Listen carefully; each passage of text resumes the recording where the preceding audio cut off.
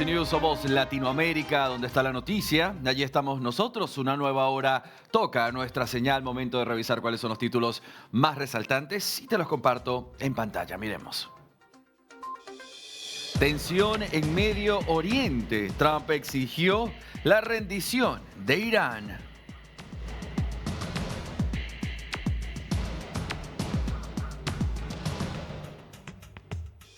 Condena a la expresidenta de Argentina. Cristina Fernández de Kirchner tendrá prisión domiciliaria y deberá usar tobillera electrónica.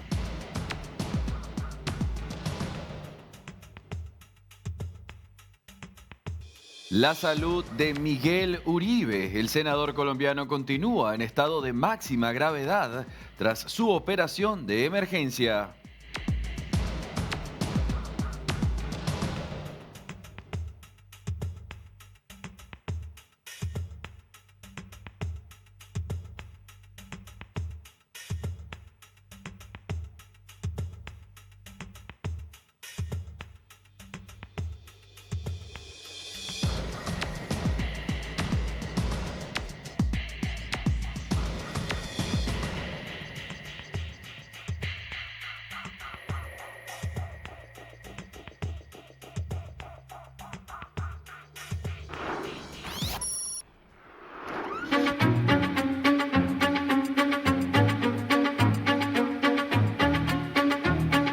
En América Latina vamos a hablar de la evacuación que se ha ordenado desde Israel a las personas que viven en la capital iraní. Esto se da en el marco de la tensión escalada entre ambas naciones. 5 días de ataque consecutivo. Fíjese que se le ha solicitado a las personas que viven en esta capital a que evacúen, dejen sus hogares por el nivel de peligrosidad y el cómo esto impactaría drásticamente, fatalmente en sus vidas de no hacer caso a esta solicitud que se hace desde el gobierno de Israel. Hablemos de cifras, hablemos de cuántas personas han sido evacuadas en esta jornada y que por supuesto en la capital iraní de 10 millones de personas, de habitantes, ahora comienza a sufrir un éxodo masivo a medida que se intensifica este conflicto. Fíjense que a primera hora de este martes, el centro de la ciudad, antaño bullicioso, empezó a vaciarse.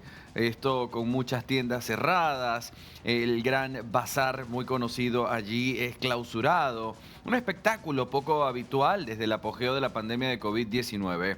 El ejército israelí emitió una orden de evacuación para 330.000 personas que vivían en el centro de Teherán a primera hora del lunes, aunque muchas ya habían empezado a huir de los atentados durante el fin de semana.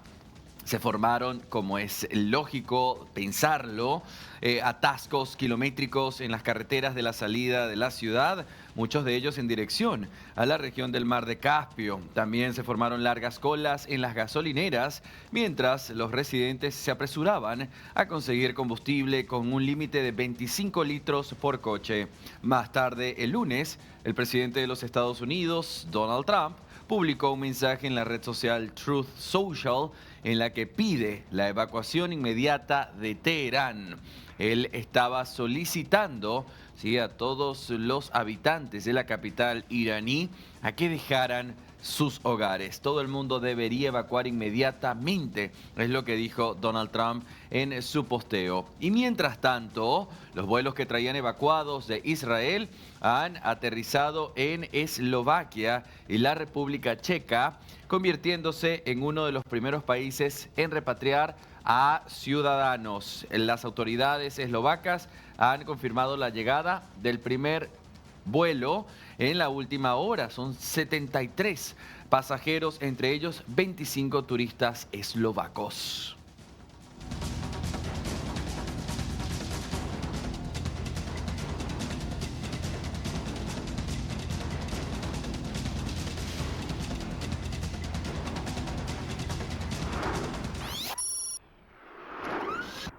Y usted sabe que acostumbramos a revisar las noticias de América Latina. Ahora es el turno de la mitad del mundo, en Ecuador. César García Vélez nos llama a esta hora.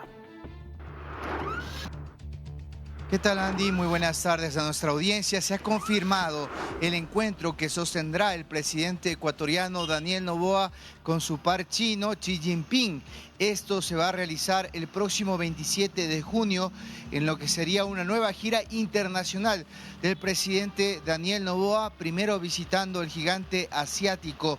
Se sabe que este periplo iniciará, de acuerdo a como lo ha informado la canciller ecuatoriana Gabriela Sommerfield, a partir de este próximo 22 de junio, primero reuniéndose con autoridades de primer orden chino y posteriormente el 27 con Xi Jinping. El ministro de Gobierno, José de la Gasca, señaló que no es cosa menor, no es algo fácil, ha dicho, reunirse con el presidente chino, y esto en gran medida correspondería a que China está viendo con buenos ojos los movimientos geopolíticos que está realizando el Ecuador, y en ese sentido se busca fortalecer los lazos comerciales que existen entre ambas naciones. Además que ya está en vigencia un tratado comercial con ese país. También se buscan preferencias arancelarias en otros sentidos, y también, por supuesto, conversar del tema de la contribución que se pueda tener desde ese país en el ámbito de la seguridad, que sigue siendo la primera preocupación de la mayoría de ecuatorianos. Posteriormente, el presidente se estaría desplazando hacia España, en donde prevé tener una cena con el rey Felipe VI, y también conversar con el presidente de España, Pedro Sánchez, con quien no pudo reunirse en la anterior gira, puesto que España estaba viviendo el asunto de un corte masivo de energía. Esta vez sí se concretará esta cita, y finalmente se desplazará Daniel Noboa rumbo a Italia, en donde sostendrá una reunión con Giorgia Meloni. También se busca intercambiar criterios y tecnología, además de los organismos de inteligencia italianos, quienes han estado trabajando muy de la mano con el Ecuador para estas últimas capturas de cargamentos internacionales de droga que han podido tener lugar luego de la coordinación entre ambas naciones. Esta será la nueva gira presidencial del presidente Daniel Noboa, que, como repetimos, inicia este próximo 22 de junio. Gracias, César García, por por los detalles, las precisiones. Vamos a mirar de cerca la noticia de tu país en instantes.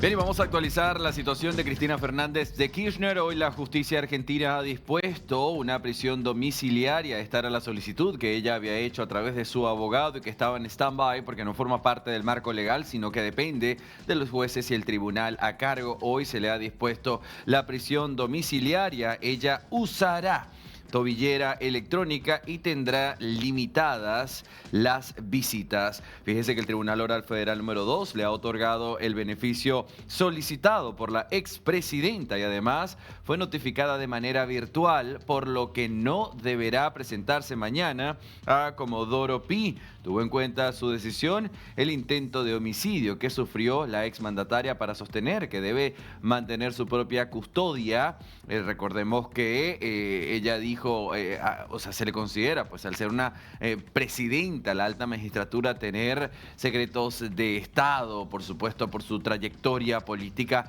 merece tener una custodia de por vida, es lo que sostenía la misma Cristina Fernández de Kirchner. América Latina, desde hoy ya se comienza a ver puntos en la ciudad de Buenos Aires con ciertos seguidores, gremialistas, sindicalistas. De hecho, mañana se espera este encuentro a lo largo y ancho del país, especialmente en la ciudad de Buenos Aires. Estaremos muy atentos. Ya Cristina Fernández de Kirchner no tendrá que trasladarse hasta Comodoro Pi, pues se le notificaron de la prisión domiciliaria de manera virtual. Pero sí estaremos atentos a las movilizaciones de aquellos defensores y seguidores de Cristina Fernández de Kirchner, quienes dicen que esto no fue justicia, sino la proscripción de la exmandataria y ex vicepresidenta de la Nación, quien ha sido condenada a 6 años de prisión e inhabilitada de por vida a un cargo público, además el decomiso de 84 millones de pesos. Ella es acusada por el caso Vialidad, acusada por corrupción. Estaremos atentos mañana, día importantísimo en la ciudad de Buenos Aires, Argentina. Recuerde que ayer nosotros le mostrábamos también en nuestro comienzo de semana una importante conversación que sostuvo Alfredo Leuco con la ministra de Seguridad, la señora Patricia Bullrich. Y esto contaba, vamos a escuchar. La llevo al tema nacional. La otra gran noticia que atraviesa el horizonte informativo tiene que ver con Cristina Fernández de Kirchner. Primero le quiero pedir una opinión respecto del fallo, respecto de no más que el fallo, de la decisión que toma la Corte Suprema de Justicia de confirmar la condena a 6 años de prisión a Cristina Fernández de Kirchner por malversación de fondos, por corrupción, la inhabilitación permanente para ejercer cargos públicos y, bueno, primero eso y después le quiero preguntar respecto de esto que estamos viendo, que ha generado una reacción en la población muy fuerte, porque, bueno, no la ven como castigada, sino la ven casi expresando una vocación política mayor de felicidad, como no respetando los límites que debe tener una presa, una política presa y no una presa política como se dice ahora. Bueno, pensemos los dos temas que usted planteó, Alfredo. El primero es que luego de un largo proceso de 17 años, con evidencias concretas, con obras públicas no construidas, con dinero que fluyó, con lavado de dinero, conductos de dinero que fueron y pasaron por una cantidad de funcionarios, al final se llegó a la última instancia. Este es un largo juicio, por eso hablar de proscripción después de 17 años es como una gran locura, porque podía haber sucedido luego de que la casación se expidió en cualquier momento. Entonces, eso en primer lugar. Hay una condena por una causa de corrupción. Esto es una fórmula que ha sido condenada. Ya el vicepresidente había sido condenado ahora.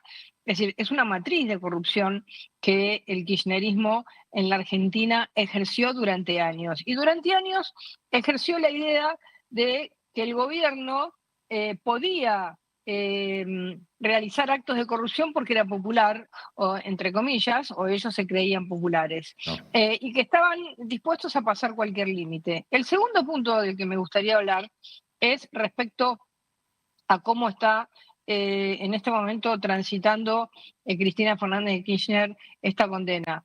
Aún no ha sido notificada. Yeah.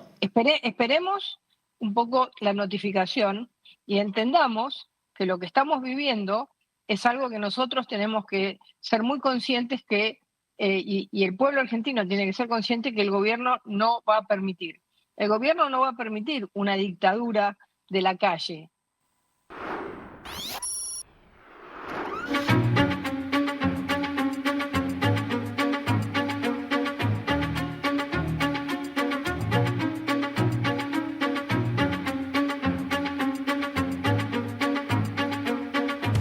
En América Latina, la situación del expresidente Jair Bolsonaro ya es complicada de por sí. Estamos hablando de un expresidente que ha luchado por su salud en varias ocasiones, sometiéndose a importantes cirugías, pero no es este el punto de gravedad, sino por el contrario, cómo se enfrenta ante la justicia de su país, donde hoy pues, le acusan de un intento de golpe fallido el 8 de enero de 2023 a las 3 sedes de poder y también de sostener conocimientos conocimientos de un plan para asesinar al actual mandatario Lula da Silva. Hoy la policía brasileña ha recomendado inculpar al expresidente Bolsonaro por un presunto esquema de espionaje ilegal a autoridades y personas públicas durante su gobierno. Esta sospecha policial se suma a un juicio en curso al exmandatario de extrema derecha ante la Corte Suprema, acusado de liderar una trama golpista en 2022 y a su inhabilitación electoral hasta 2030 por haber cuestionado sin pruebas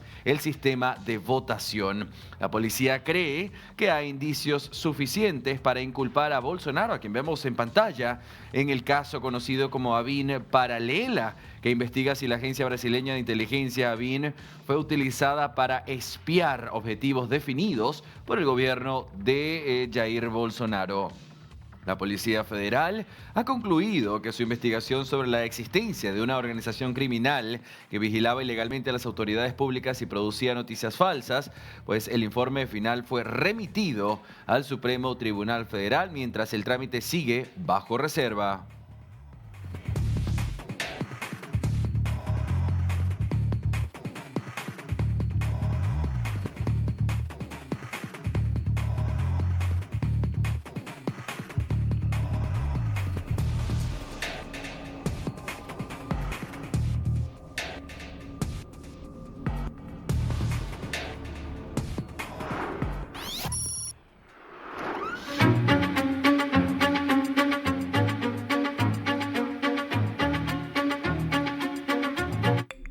Y vamos a hablar del senador de Centro Democrático, Miguel Uribe, quien fue protagonista de un intento de magnicidio el sábado 7 de junio, cuando le dispararon en un mitin a plena luz del día.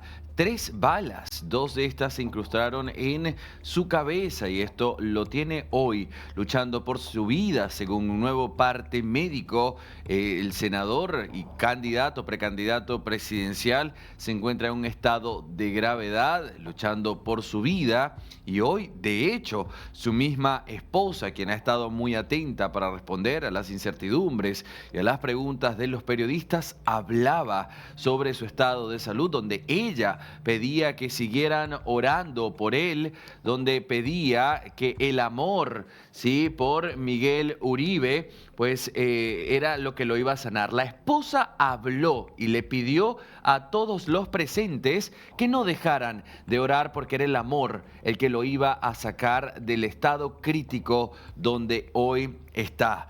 El senador de 39 años fue sometido este lunes a una intervención quirúrgica de urgencia para tratar un grave sangrado cerebral. Así lo confirmó el Hospital Fundación Santa Fe de Bogotá, donde permanece ingresado desde el atentado que sufrió el pasado 7 de junio.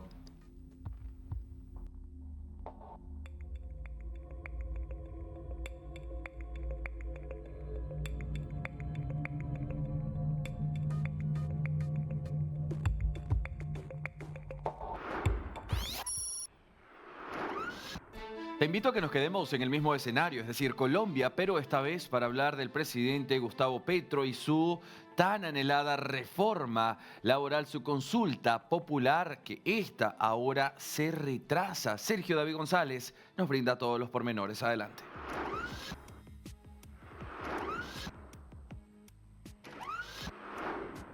Andy, sigue la polémica política en Colombia por cuenta de la consulta popular. Este martes, el registrador nacional, Hernán Penagos, anunció que el proceso de convocatoria a urnas por medio de decreto quedó suspendido temporalmente en medio de una fuerte controversia jurídica entre el Ejecutivo y el Congreso. La entidad solicitará a la Sala Consulta del Servicio Civil del Consejo de Estado y eventualmente a otras cortes que se pronuncie ágil y oportunamente sobre la legalidad de este decreto buscado por el presidente de la República y que, recordemos, el Senado no le dio luz verde. El registrador anunció que en este momento hay un problema jurídico de talla mayor en Colombia. Estas fueron sus declaraciones.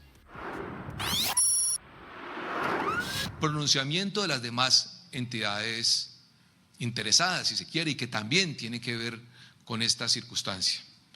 Iniciada esta actuación administrativa, vamos a solicitar concepto a la Sala de Consulta y Servicio Civil del Consejo de Estado a fin de que se pronuncie de fondo si se han cumplido o no los requisitos del artículo 104.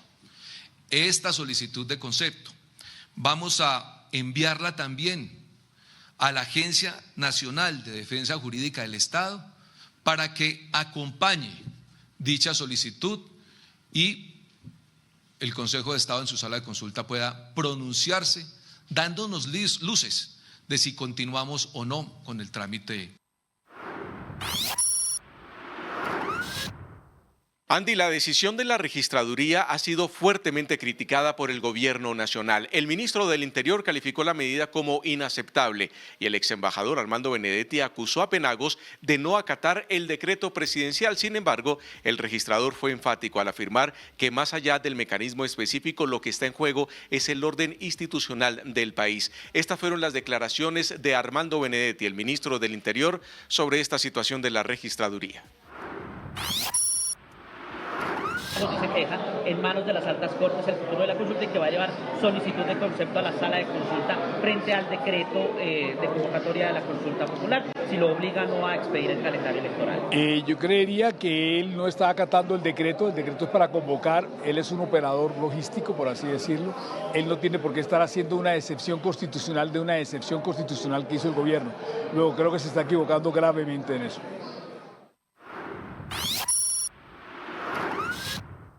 Por ahora el país queda en la espera del pronunciamiento de las altas cortes que definirá si el decreto presidencial tiene o no sustento legal para avanzar en la convocatoria a una consulta popular. Mientras esto ocurre, Andy, televidentes, la polémica política en Colombia continúa en una fuerte discusión entre la legalidad y la no legalidad del decreto para la consulta popular. Más adelante volvemos con más información desde Colombia. Vamos a hablar a esta hora de un nuevo incendio en una de las cárceles más peligrosas de Uruguay. Este incendio intencional ha dejado un saldo de 4 víctimas fatales. Comenzaron los conflictos entre reos contiguos en las celdas contiguas, rompieron candados, arrojaron un colchón con llamas que desató una rápida propagación del fuego y el gobierno ahora impulsa pues una reforma seria del sistema carcelario. En la puerta del Comcar, una de las cárceles más peligrosas del Uruguay, un grupo de familiares le reclamó a los legisladores que tratan temas penitenciarios en el Parlamento. Dice, vas a ir al 11, tenés el corazón sano, es lo que preguntaba uno de ellos a la senadora oficialista Betiana Díaz, y se refiere al módulo en el que acababan de morir 4 personas por un incendio intencional. El hombre que estaba allí presente dijo, no tienen baño, no tienen agua, el excremento corre por donde están las visitas, haciendo referencia a la calidad de vida en medio que sostienen los presos. Fíjese que en medio de la pelea los presos lograron romper los candados de la celda y salieron de allí con cortes carcelarios. Cuando vieron la situación, funcionarios de la cárcel fueron al lugar pero no pudieron ingresar. Los privados de libertad colocaron colchones para evitar la munición no letal. 4 de los presos decidieron resguardarse, pero en ese momento se dio un ataque que derivaría en la muerte. Los agresores arrojaron un trozo de un colchón en llamas y el fuego se propagó, corrió de manera rápida. Como se decía en una conferencia de prensa, la directora del Instituto Nacional de Rehabilitación, Ana Juanche. Entonces, en conclusión, fueron 4 policías y una funcionaria penitenciaria quienes debían ocuparse de todo el módulo. 3 de ellos fueron retirados del lugar con mascarillas porque sufrieron intoxicación. 9 presos que integraban estas celdas donde se encontraban los rivales de los fallecidos son indagados en este caso. Y tras la noticia, el ministro del Interior, Carlos Negro, convocó a una conferencia de prensa y dijo lo siguiente, leo textual para usted. El problema que tienen las cárceles y que motivan este tipo de episodios es el problema del hacinamiento creciente que sufrimos y con el cual nos encontramos al asumir esta administración. Ahí hace una salvedad, dice, nos encontramos cuando asumimos esta administración, haciendo entender que no es un problema que surge en su administración, en su gestión, sino que ya existía. Y dijo, Uruguay tiene la mayor tasa de presos en términos relativos a toda América Latina.